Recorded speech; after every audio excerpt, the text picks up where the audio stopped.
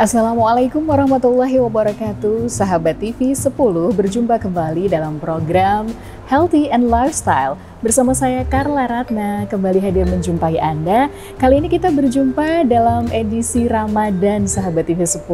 Nah, kerja bareng dengan Rumah Sakit JIH Solo. Tentu saja menghadirkan narasumber yang akan memberikan informasi yang benar karena ahlinya. Nah, telah hadir saat ini bersama Carla ada Dr. Didit Novianto, spesialis penyakit dalam Finasim, ya Dok ya. Kebetulan beliau ini berkenan hadir sendiri adalah Presiden Direktur dari Rumah Sakit JIH Solo. Assalamualaikum Dr. Didit. Waalaikumsalam. Apa kabar Dok? Bismillah, sehat, semangat, berkah Allah. Padahal puasa ya, semangatnya luar biasa loh. Puasa lancar Dok? Alhamdulillah. Puasa kalau bagi orang yang sehat ya Dok ya, itu sih happy-happy aja gitu ya. Tapi kendalanya ini loh Dok yang punya asam lambung. Ini kan banyak sekali yang mengeluhkan, aduh bisa nggak ya yang punya asam lambung ini menjalani puasa. Apalagi puasa itu artinya kan harus menahan haus dan lapar atau mengosongkan lambung selama kurang lebih 14 jam ya Dok. Pasti ketar-ketir kan yang dari kemarin tuh asam lambungku kayak gitu. Sebenarnya kita bicara tentang puasa aman bagi penderita asam lambung. Tapi kita kulik dulu nih, sebenarnya asam lambung itu apa sih gitu ya? Jadi sahabat TV 10 dan sahabat JIH. Jadi kebetulan kita sama-sama menyapa pelanggan kita nih sahabat ya. Jadi baik pada kesempatan yang berbahagia ini, jadi sekali lagi bulan Ramadan, bulan yang kita tunggu bersama-sama, tentu ketika kita bisa beribadah optimal itu tentu akan selalu yang sangat kita dambakan. Nah, kalau untuk sahabat TV 10, sahabat JIH yang dengan problem asam lambung, kira-kira apakah bisa berpuasa atau tidak, sebetulnya memang kembali kita bisa lihat kembali. Ketika seseorang ada, oh si A sakit asam lambung nih, si B asam lambungnya tinggi dan seterusnya. Sebetulnya asam lambung itu suatu istilah ya, istilah bahwa di dalam tubuh kita itu ketika ada suatu proses makan, itu ada sesuatu yang kemudian bersifat mencerna makanan kita, yang itu namanya asam lambung. Nah, jadi asam lambung kalau dalam tanda petik terminologi medis, sebetulnya itu memang suatu enzim, suatu zat yang dibutuhkan tubuh untuk mencerna makanan. Nah, cuman memang pada suatu kondisi tertentu produksi asam lambung ini bisa jadi lebih tinggi. Nah, ketika dia lebih tinggi, tentu akhirnya bisa menimbulkan masalah. Jadi ketika seseorang dikatakan punya sakit asam lambung, itu bisa karena satu memang produksinya tinggi, atau asam lambungnya sama, tetapi faktor defensifnya, artinya pelindungnya dari saluran cerna itu dia menurun. Nah, sehingga ketika asam lambungnya normal pun dia tetap muncul masalah, entah itu yang nyeri perut, entah itu yang kembung, entah itu yang rasanya penuh, besesek. Nah, itu sangat variatif sekali. Jadi kalau kita boleh bilang A to Z-nya sakit lambung gitu ya, itu memang banyak. Dan keluhan sakit lambung itu sahabat TV 10 terus terang tidak selalu hanya seputar perut. Kadang-kadang sebetulnya dampak dari suatu asam lambung yang tinggi itu bisa menimbulkan masalah ataupun membuat sahabat JIH, sahabat TV 10 itu datang ke layanan kesehatan tidak selalu dengan keluhan perut. Tapi bisa juga dengan keluhan dadanya, keluhan keluhan pusing, tapi ternyata problemnya dari asam lambung. Misalnya seperti itu. Jadi dari asam lambung itu pada keluhan-keluhan yang lain dan mungkin dari awal tidak menyadari bahwa itu sebenarnya asam lambung. Keluhannya karena sesek gitu ya Dok ya. Jadi ciri-cirinya salah satu adalah itu tadi. Tapi boleh nggak sih Dok penderita asam lambung ini untuk berpuasa? Kan ada kadang-kadang setiap hari aja mungkin kalau terlambat makan atau salah makan pun bisa jadi asam lambungnya tinggi. Kalau berpuasa di bulan Ramadan ini boleh nggak sih penderita asam lambung Dok? Baik, ini pertanyaan yang baik sekali sahabat TV 10, sahabat JIH. Jadi apakah seorang dengan asam lambung yang tinggi atau punya keluhan saluran cerna itu sebetulnya bisa puasa enggak? Apakah puasa ini akan menjadi lebih baik, membuat kualitas kesehatannya akan makin meningkat atau justru mungkin bisa berisiko memperparah. Jadi memang tentu sekali lagi ketika kita mau menyimpulkan sahabat kita ini bisa berpuasa atau tidak ketika dia mempunyai masalah asam lambung, tentu clue-nya satu, kita harus identifikasi dulu sahabat. Jadi apakah memang kondisinya memungkinkan? Karena ketika ada suatu penyakit yang dalam tanda petik itu dipengaruhi oleh suatu kadar asam lambung yang tinggi, atau kemudian faktor tadi pelindung tubuh di dalam hal ini saluran cernanya menurun, sehingga dia muncul keluhan saluran cerna, itu ada yang bisa puasa, ada yang tidak. Nah ini prinsip dasar sahabat. Jadi sahabat TV 10 yang saya muliakan, saya banggakan, jadi untuk seseorang dengan kelainan asam lambung bisa puasa atau tidak, itu terus terang kita harus lihat tipikal yang mana. Jadi secara umum keluhan saluran cerna yang karena asam lambung yang tinggi atau kan tadi faktor pelindungnya yang menurun. Itu ada dua tipe. Ada yang kalau diberi makan sakit, ada yang diberi makan enak. Nah maksudnya ketika perut saya sakit nih, terus saya makan enak. Nah kalau yang seperti ini mungkin untuk puasa agak kesusahan. Karena ketika dia tadi dalam kondisi sedang perut sakit, kalau diisi makanan itu akan lebih nyaman. Berarti membaiknya kalau diisi makanan. Sehingga kalau harus berpuasa ada kemungkinan ini yang jadi masalah. Nah, tetapi kalau yang diberi makan sakit, nah itu justru lebih baik ketika puasa. Untuk puasa mungkin akan terasa lebih nyaman. Walaupun sekali lagi sahabat TV 10, ketika keluhan ataupun tanda tadi tidak muncul bukan berarti bahwa ini clear, artinya penyakitnya tidak ada gitu ya. Tetapi kita baru melihat dari satu sisi bahwa oh dia bisa berpuasa atau tidak. Nah tentu mungkin nanti juga akan ada pertanyaan ya sahabat JIH dan sahabat TV 10 bahwa ketika kalau yang tipikal diberi makan sakit, apakah terus memang nggak bisa puasa? Iya, apakah memang benar-benar nggak bisa puasa? Padahal kan juga ingin menjalankan ibadah puasa ya dok. Itu gimana dok? Jadi memang tentu bisa berpuasa, tetapi dengan strategi, dengan cara gitu ya. Jadi ketika misalkan nih tipikal yang tadi diberi makan enak, sehingga kan tentu kalau berpuasa dalam puasa yang kosong panjang 14 jam, nah itu strateginya gimana gini sahabat ya. Jadi memang strateginya adalah satu, sebetulnya kita ini sudah diajari, diberi sunnah ya apa yang kita kerjakan, jadi mengakhirkan sahur, mengawalkan buka, itu sebetulnya salah satu trik untuk bagaimana menjaga supaya keseimbangan lambung kita bagus. Jadi untuk sahabat TV 10 dan sahabat JIH sekali lagi yang saya banggakan, ketika kita punya penyakit mas, sebetulnya yang paling inti, paling untuk bagaimana puasa kita bisa sukses gitu ya, secara fisik nih, artinya kita bisa menahan makan, tidak makan dari sebelum terbit matahari sampai terbenam ya. Nah itu adalah dengan strategi memang. Nah, salah satunya tadi akhirkan puasa, akhirkan sahur, porsi makan kecil-kecil. Porsi makan kecil-kecil, dan akhirkan. Dan memang ketika kita bersahur itu usahakan jangan terlalu banyak karbohidratnya, unsur karbohidratnya.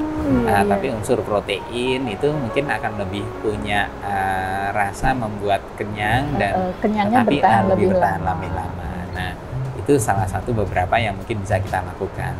Tapi prinsipnya memang tadi porsi kecil-kecil sehingga mungkin tidak bisa nih mendadak 15 menit sebelum imsak terus sudah but. Nah itu untuk orang sakit mah kurang nyaman.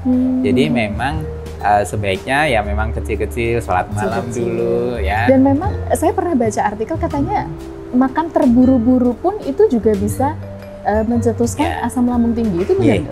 Jadi tadi betul. Jadi sahabat TV 10, ketika kita makan terburu-buru itu kenapa sih kemudian terus perut kita nggak enak gitu ya? Karena sebetulnya tadi Allah itu subhanallah sudah memberikan suatu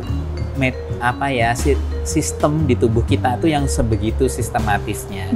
Jadi ketika kita makan itu akan diikuti oleh suatu proses supaya makanan ini bisa diserap, bisa dimetabolisme sehingga bisa digunakan sebagaimana mestinya. Nah itu ada proses. Nah ketika yang masuk ini cepat, terburu-buru, akhirnya ini kan tubuh ini harus segera merespon nih. Nah respon itu yang kemudian antar satu sama orang lain bisa berbeda. Ya, yang munculnya akhirnya malah jadi kembung, jadi perih, ya. Karena jadi keseimbangannya jadi nggak selaras. Nah itu sebetulnya beberapa kondisi yang membuat kita memang harus mencermati ya, dan sahabat TV10 dengan mengenali diri kita bisa dengan konsultasi dengan dokter kepercayaan sahabat TV10 itu akan bisa mendapatkan informasi tentang bagaimana sih sebetulnya kita berpuasa yang sehat. Oke, seru sekali sahabat TV10. Nanti juga akan Dokter Didit bagikan tipsnya ya dok ya, bagaimana menyiasati asam lambung ini. Nah, jangan kemana-mana, tetap di Healthy and Lifestyle-nya TV10. Kami segera kembali setelah jeda.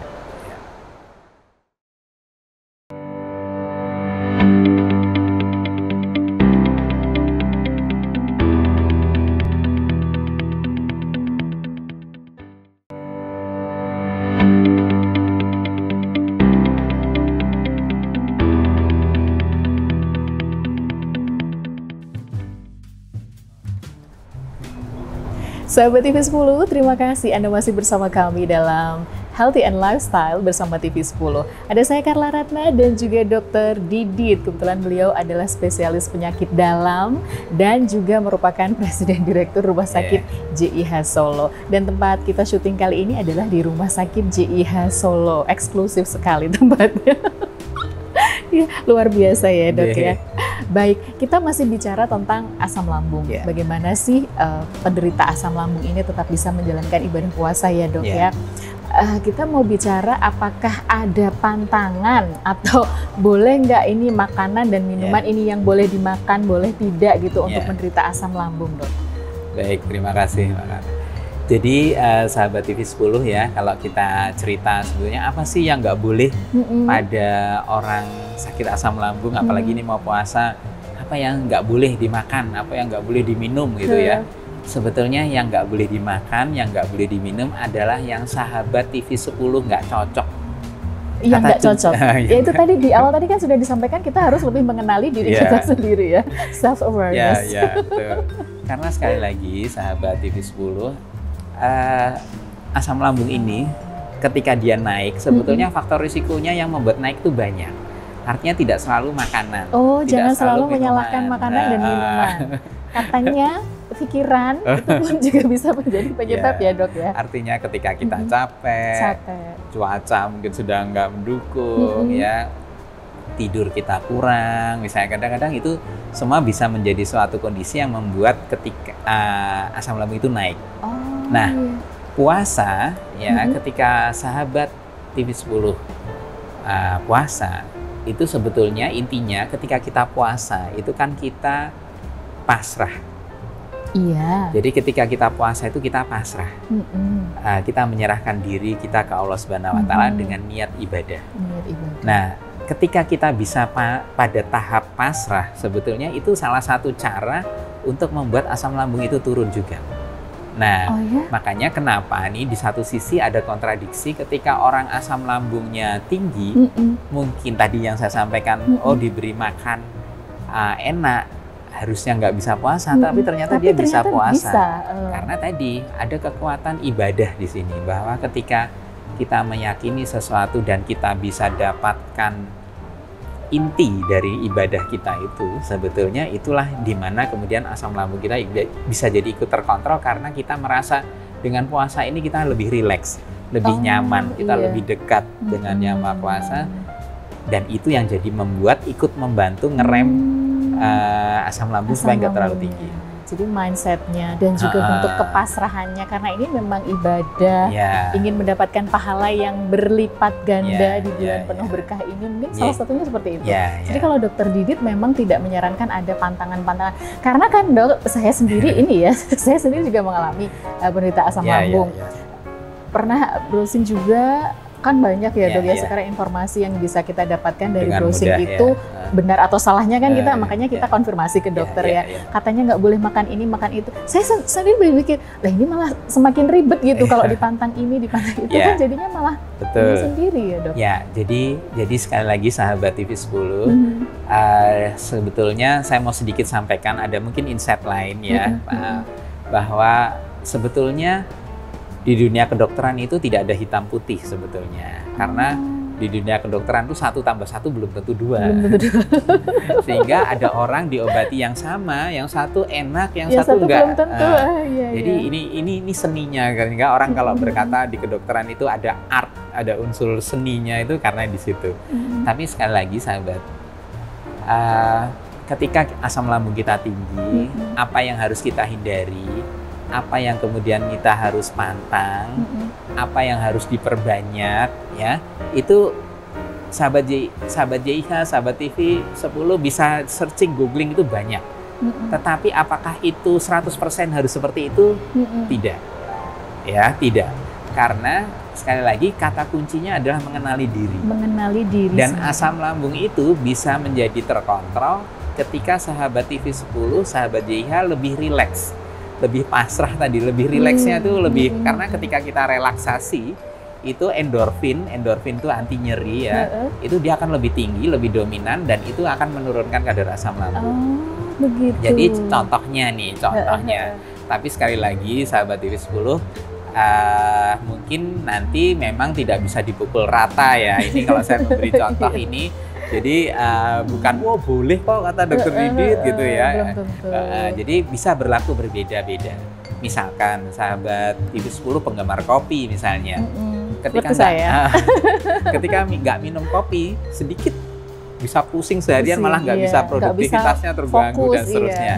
Nah, ketika dilarang kopi malah jadi stres nih, wah aku isonya gawe dok, saya nggak bisa kerja. Nah, sehingga kata kuncinya kemudian mengatur, oh kopinya sebisanya seberapa sih, oh jenis kopi yang mana yang bisa dan seterusnya. Untuk lambung kita. Dan ternyata penelitian menunjukkan kopi bukan dilarang sebetulnya, tetapi hati-hati.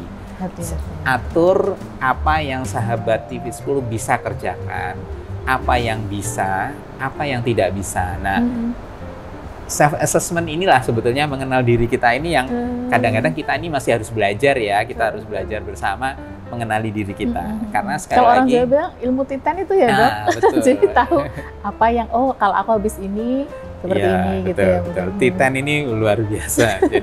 jadi memang karena sekali lagi, misalnya nih, nggak boleh pedes, nggak boleh makanan bergas, nggak boleh. Tadi sekali lagi di media sosial ini banyak sekali. Tapi sekali lagi ternyata kata kuncinya di mana kita bisa mengatur asam lambung selain dengan obat ya. Sebenarnya kata kuncinya obat itu hanya membantu kita untuk mencapai suatu produksi asam itu supaya tetap balance. Nah, tetapi itu dipicu, dibantu, dioptimalkan ketika kita bisa masuk di tahap yang tadi relax, menerima sesuatu yang tidak nyaman di tubuh kita ini sebagai teman, sebagai sahabat. Jangan dianggap sesuatu yang nganyelke gitu ya. Nah, karena kalau waduh aku ini loro ki ora kuat ki aku harus sahur, kenyataan bener itu. Tapi ketika kuat, oh ya Allah, ini niat saya ibadah, bismillah, moga-moga nanti diberi kemudahan. Ada strategi, atur porsi makan kecil-kecil, bertahap, jangan terlalu banyak karbohidrat ketika sahur ya. Kemudian tadi kalau makanan minuman yang memang agak membuat produksi kencing lebih banyak seperti kopi, mungkin lebih sedikit saja, jangan terlalu banyak dan seterusnya. Nah, jadi lebih ke mengatur, dan itu untuk sahabat TV 10 yang mungkin punya masalah bisa latihan dulu nih, misalnya latihan nantinya mungkin untuk tahun depan dan seterusnya. Begitu, Dok? Ketika mungkin ada puasa sunnah itu coba toleran enggak. Cuman kalau Ramadan ini kan memang tadi kita 1 bulan penuh ya, sehingga memang intensitasnya kadang berbeda. Tapi sekali lagi Bismillah, dengan niat ibadah itu akan banyak hal yang ternyata kita akan dapat sesuatu yang lebih. Oke, tapi bisa nggak sih dok asam lambung ini disembuhkan dengan puasa ini? Ya, jadi sekali lagi asam lambung ketika dikatakan apakah puasa bisa menyembuhkan, sekali lagi jawabannya memang bisa, ya bisa juga tidak. Tergantung kondisi sahabat TV10. Cuman yang saya bisa sampaikan benar dan itu menjadi dasar juga pengobatan kita, bahwa ketika kita bisa berpuasa dan niat ibadahnya tadi, kita bisa ambil tuh niat kita itu melandasi itu semua. Nah, kita rileks itu. Nah, ketika rileks itu asam lambungnya mengikuti bisa langsung ikut turun. Dan ketika turun ya akhirnya manfaatnya yang dapat, bukan efeknya. Jadi efek samping gitu ya. Artinya bukan efek yang mengganggu.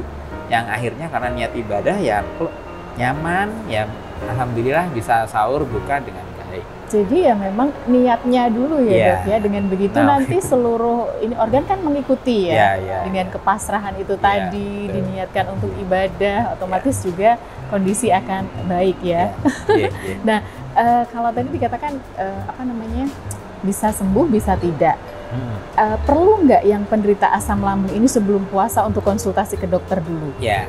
Jadi sekali lagi ketika kita konsultasi dengan dokter terpercaya sahabat TV10, sebetulnya adalah bagaimana tadi itu membantu self assessment kita, membantu mengenali diri kita. Oh, saya problemnya ini, oh mungkin saya nggak bisa ini. Kadang-kadang kita ini yang mengenal diri kita ini kadang-kadang kita nggak bisa buka sendiri ya. Kadang-kadang kita harus dibantu orang lain. Nah, itu sih.